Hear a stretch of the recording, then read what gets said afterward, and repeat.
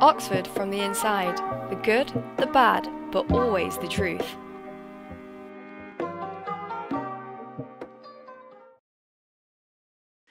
Hello and welcome to Oxford from the inside, the good, the bad, but always the truth.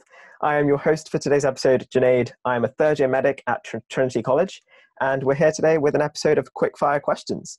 This will be the second episode of this series when it goes up, so it's a shorter episode than our normal episodes.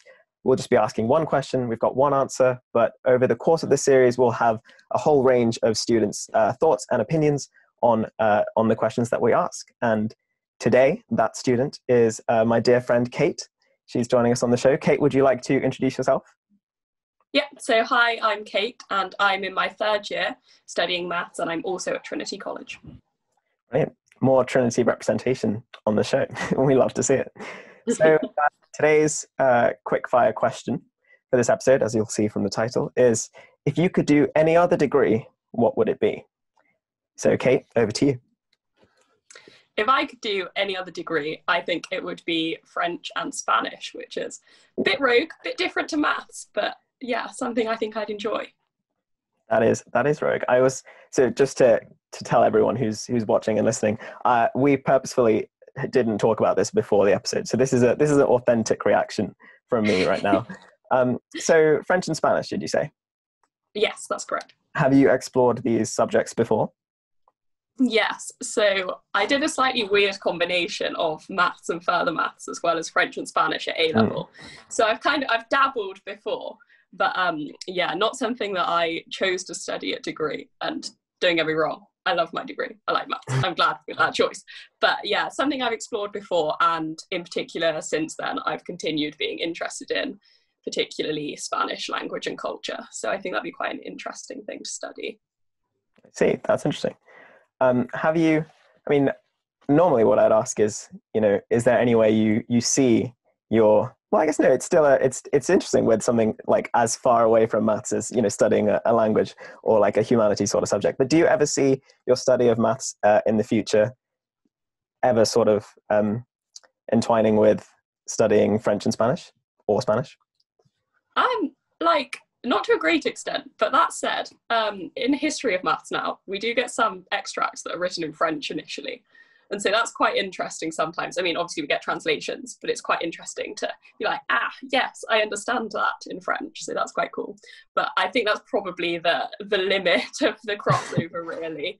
But there are some other initial, original texts, which are particularly French. So that's quite cool. In maths?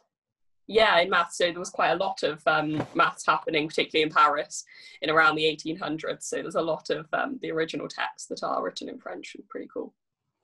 That's very interesting. So I think normally if you'd, well, I don't know, I'm assuming, but if you were to ask a mathematician whether they, or what sort of other subject they do, you'd usually, I feel, get an answer that's somewhat in STEM, or at least using similar sort of skills. Yeah, definitely. So what is it particularly, I guess, if you could answer this question, about studying languages and studying culture, because that is a big part of it as well, I understand, that appeals to you alongside your interest for maths and the skills you use in maths? I suppose part of it is just that idea of something different. We spend so much time studying one thing, sometimes I think something else seems really enticing.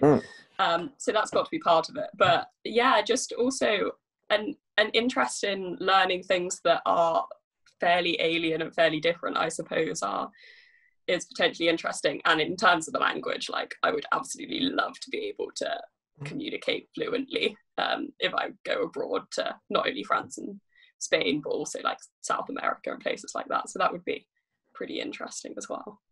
Yeah. And of course, essay writing and that sort of thing is, I assume, completely different from what you're used to in maths. Yeah, we don't really do too much essay writing in maths. Like I said, a bit in this history of maths, but apart from that, it would be it's a very different task, I feel. But I think that's part of what's interesting. Though, like you say, I think very different to what most mathematicians would say, who possibly would think of computer science or engineering or something along those lines. Yeah.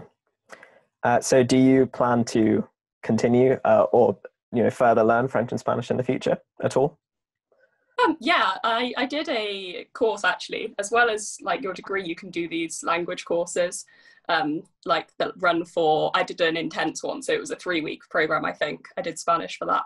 So that was pretty good. And that's the kind of thing I would do in the future. I think it's a lot easier to learn language just outside of your degree and just when you're not even a student. So that would definitely be something that could be done. And obviously, once you're fluent, you can read the literature as well. So yeah, that's definitely something I'm interested in. Well, that was very interesting. Thank you very much, Kate, for being on the show and answering that question.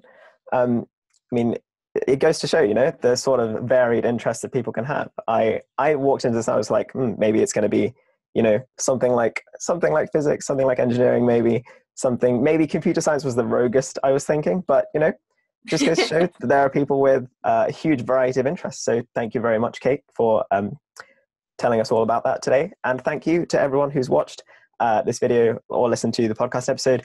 Make sure you follow us at Oxford from the Inside on Instagram, at OFT Podcast on Twitter, and keep engaging with our content. I have been Junaid, your host. Kate has been Kate. Thank you very much, and see you in the next one. Bye.